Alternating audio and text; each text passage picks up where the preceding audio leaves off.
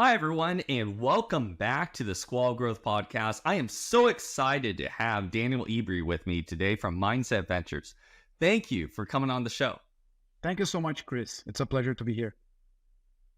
Awesome. Well, maybe you could give our audience a little bit of your personal background, your personal journey. It's very entrepreneurial. Would love to hear your story.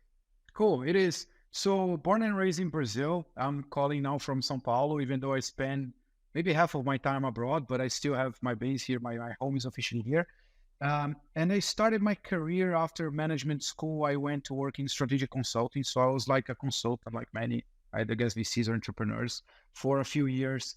And in 2009, I was called by an organization called Endeavor. It's a very interesting organization. They have a big presence in Brazil, other emerging markets, even though they are headquartered in the US. And it's a not-for-profit organization that helps develop entrepreneurship, foster entrepreneurs, train entrepreneurs, etc.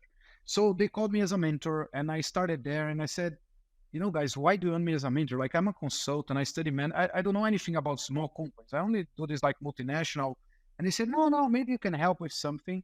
And I started, and after maybe the second, third session, I said, this is it. This is what I want to do with my life. I fell in love, and I said, no, my goal is really to help entrepreneurs. First off, I probably wanted to be an entrepreneur myself since those days, but I said, I really want to help entrepreneurs build great companies or take their ideas out of their head and transforming businesses, and not just help big executives make more money, right? So I started devoting a lot of time for helping entrepreneurs. I started mentoring for several organizations. I started teaching one of the main business schools here in Brazil, which I still do. And then in 2011, end of 11, early 12, I decided to really take the lead myself and be an entrepreneur. And I was like, maybe I start my own startup. And then I thought about it and say, maybe with my background, it will be better and more fulfilling for me if I help other entrepreneurs instead of just me doing one thing by myself, just one company. And so I decided to start a VC fund. So it's like a different entrepreneurial journey. It's also entrepreneurial journey. It's also a startup, but it's a VC, right? And then, I say like being a VC is just like being in any other startup. You need to hire people, build a culture, build the processes, raise money for your funds and do different funds, just like the startups do their different rounds. So it's almost like the same, but instead of building your own company and succeeding in your own company, you succeed by believing or helping great other companies that will make you successful as well, right? So it's a different logic, but you're also an entrepreneur. So I built my first VC firm here in Brazil called Grid Investments back in 2012, investing mostly in early stage Brazilian startups. It did very well. And after that, in the end of 2014, we got an award here as the best VC in the country for Microsoft. And because of that, Microsoft in 2015 invited me to be one of the managers and the CEO of their multi-corporate fund. And Microsoft's idea at the time was very interesting. They decided there was all this movement of corporate venture, and a lot of companies wanted to invest in startups, but they didn't want to do this alone. So they said, okay, let's take several companies together under the same hood, under the same fund, with different expertise, different verticals, and we can all invest together and foster mainly Latin American innovation.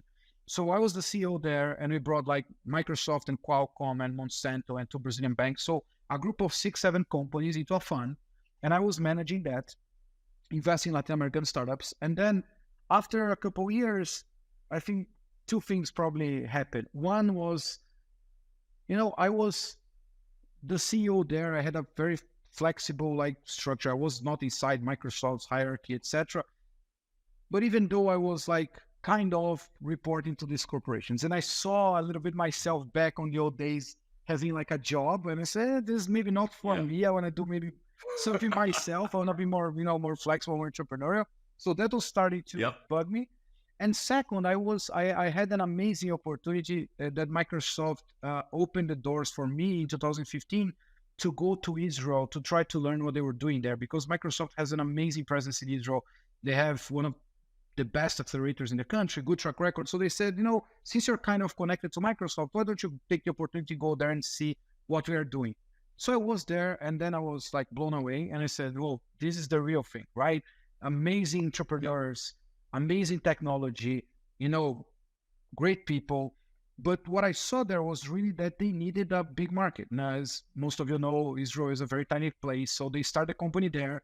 They maybe raise a seed, they do some pilots, but they need to go abroad because there's no market, usually to the US. And I started saying I was from Brazil, and the guy said, "Oh my God, Brazil is amazing. It's a big market, 200 million people. Can you maybe help me, find some clients or do things there?" And I said, "Yeah, I could try." So I started opening doors. And I say, "Oh, this has some value because, if I can help these guys from Israel come to Brazil, it's cheaper than going to the US, it's less competitive. Maybe I can open the doors. I know there's a cultural language challenge, but maybe I can facilitate." And that started gaining traction. And on the other hand, I saw lots of Latin American investors that I knew that were investing only in tech in Latin America and wanted to get more exposure abroad, but they had no access. They said, "I'm restricted here. I don't know how to invest in US or Israel, whatever."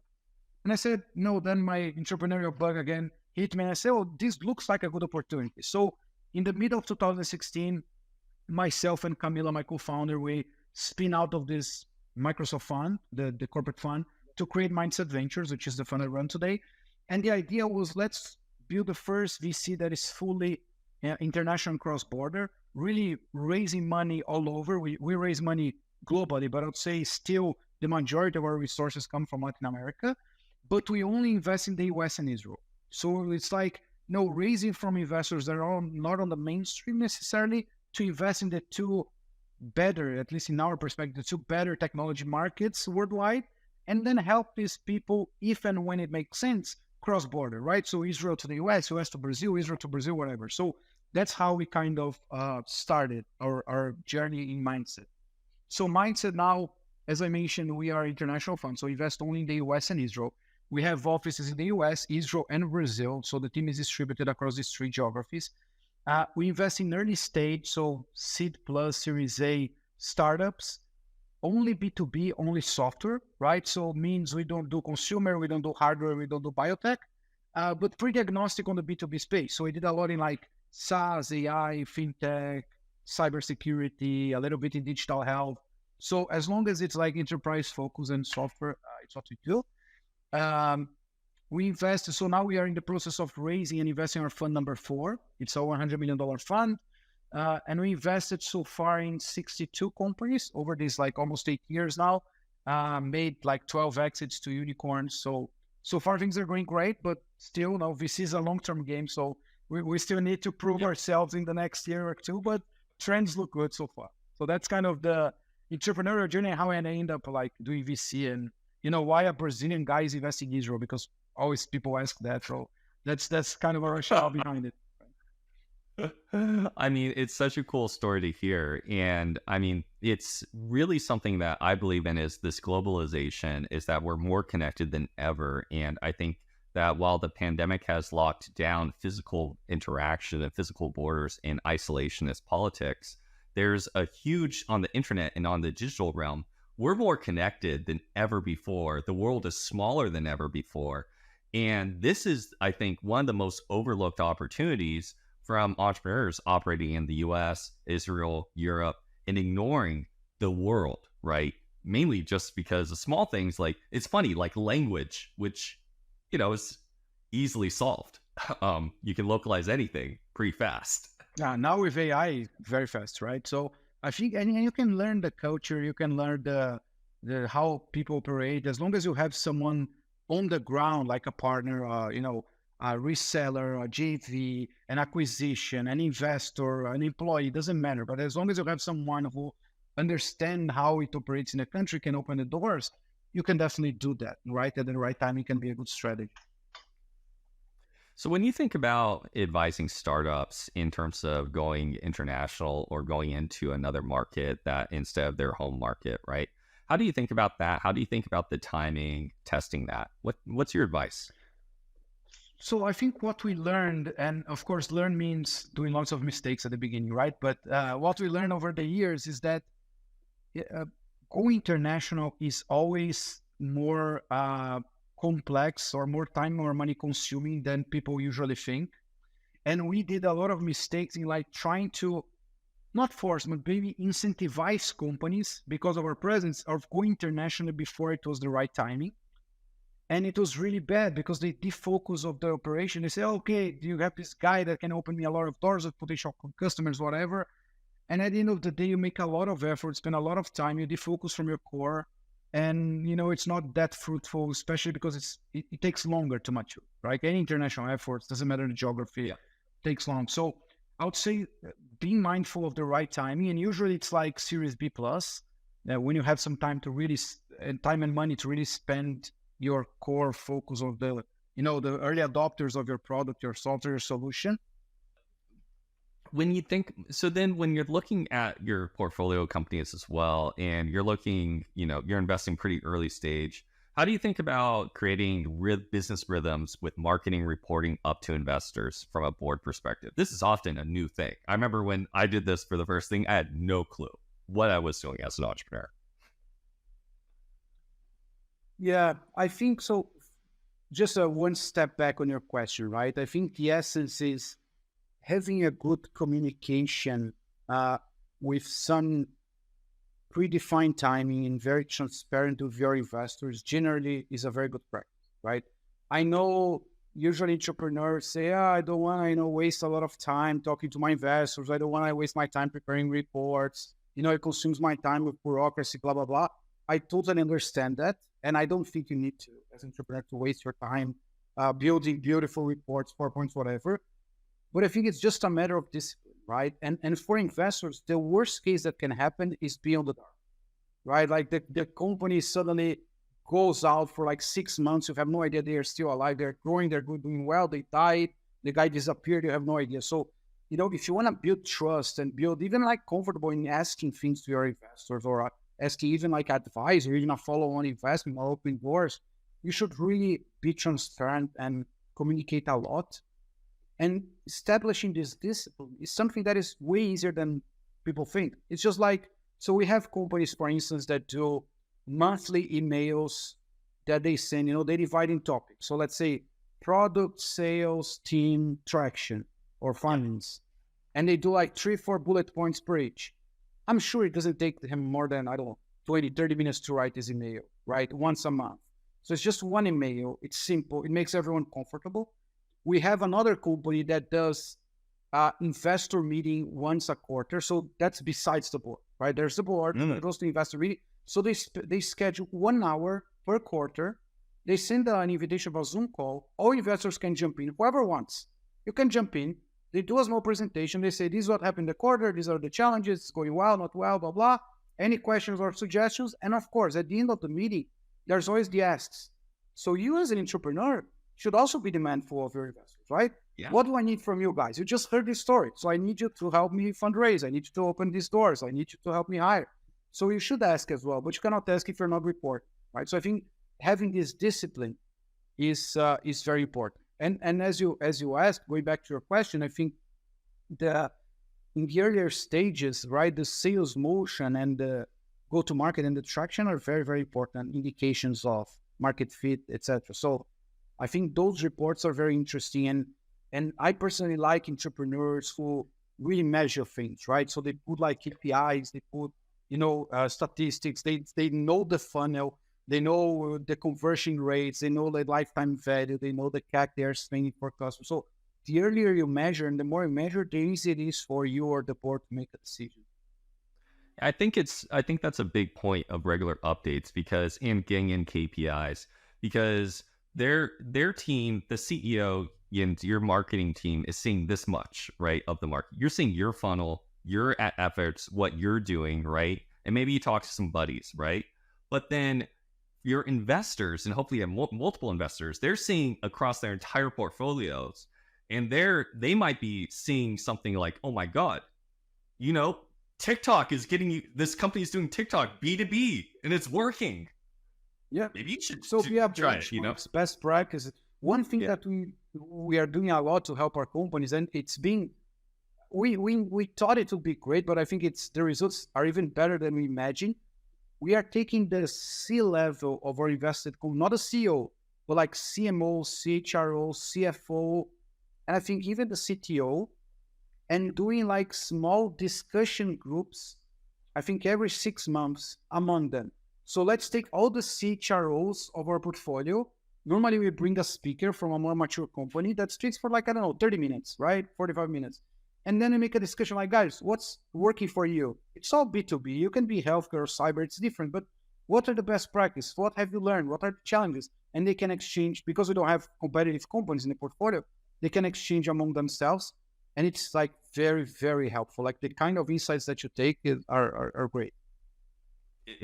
I mean, in marketing, like I have an agency and I'm always talking to other agency folks, right? What they're doing, what's working. And it's fascinating because the market's constantly changing. And so when you're hearing about these pitches of like a go-to-market, I always think it's interesting because you get this early stage pitch and like, this is how we're going to go to market. And it never works, right? It always gets messy. How do you think about that? How do you look at when you know the plan is going to change? So I always joke, I say this to my students, like when you're looking at a very early stage company or looking at a pitch deck, whatever, the only certainty I always have is that if I look back like 3-4 years from now, it's going to be completely different, right? I know it's wrong. I know it's wrong if it's wrong for good or bad. They can be wrong because they underestimated things or they overestimated. I don't know. But I'm sure it will be wrong because it's impossible to predict the future, right? This works for like GT and the growth, fundraising rounds, valuation, whatever. So what I'm more interested in is not if they have certainty or they know everything, but do they really know the path for doing that, right? Do they understand what it takes? Do they have the right rationale behind it? So, for instance, let's take a company that is trying to sell to SMBs, for instance, right? It's B2B, but B2 SMB, not B2 enterprise. Yeah. Okay, what does it take to get to SMBs, right? Okay, sales cycles are shorter, but SMBs are way more distributed.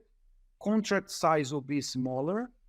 And you need to find, because of that, because check sizes are smaller, you need to find an efficient way to reach lots of them and increase your conversion rates, right? That's what's important. How are you going to do that in your segment, in your market? People need to know this answer, right? Again, the answer can be wrong, but at least they did the homework, they researched, they understand the space. Same for enterprise. So enterprise, long sales cycle, getting to the right people, lots of bureaucracy.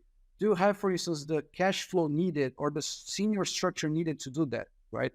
Another big pain point, you probably experience this more than me, but it's always like when you transition from founder-led sales to professional sales, it's always a pain, right? And founders say, I figured out how to sell, and the company starts scaling, and he says, now I'm going to make it professional. I'm going to hire my first sales team.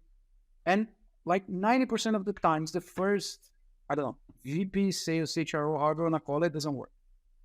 Yep. Because it's very hard. You don't know how to recruit. You try recruiting something like you, and it's not going to be like you. So, these things are tough. So if founders know these challenges, right, they are aware of what's going to take, for me, it's more important having the right answer because nobody knows the right answers until they try.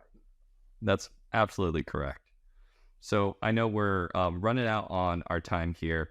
Daniel, this was amazing having you. I loved hearing your story, love hearing your approach. Thank you so much. I would just want to give you the last word. What's your final piece of advice for folks getting going at the pre-seed stage? What do you think they should be doing? And we'll close out from there. So thank you, Chris, first of all. Thank you for the invitation. It was great conversation. I hope people who listen enjoy it as well. And I really encourage you to keep in touch and very responsive on LinkedIn, for instance. Feel free to reach out. Back to the advice, I think there's maybe two things, right? One thing that is very obvious is like, building the right team is key. That's the most important part. So of course, you need to know about your market, your segment, you need to have experience, blah, blah, but having the right team and the right partners, really with complementary skills, people that you know and trust, this is very, very important. And the second part, what gives also confidence to investors is the more you can do yourself, the better, right? So I love people who really hustle and try to build something or prove to the world their idea is going to work or find the first customers or POCs or get the first client. And they say, they don't go just raise money and say, yeah, I need to find a way to pay myself. I need to hire someone. Yeah, fine. That's part of life. All companies will need money. All companies will need to invest. That's fine. But have you done something? Like, have you taken some money out of your own pocket to prove it? Did you struggle a little bit? Did you try that path before? So it's very easy to have a good PowerPoint and, come from a good career and raise money, but can you really build it, right? And the more indication you have that you can really do it and execute, the easier it will be for your entrepreneurial journey, for raising money for Those were great. I'm going to end it right there. Thank you so much. Thank you, Chris. It was great.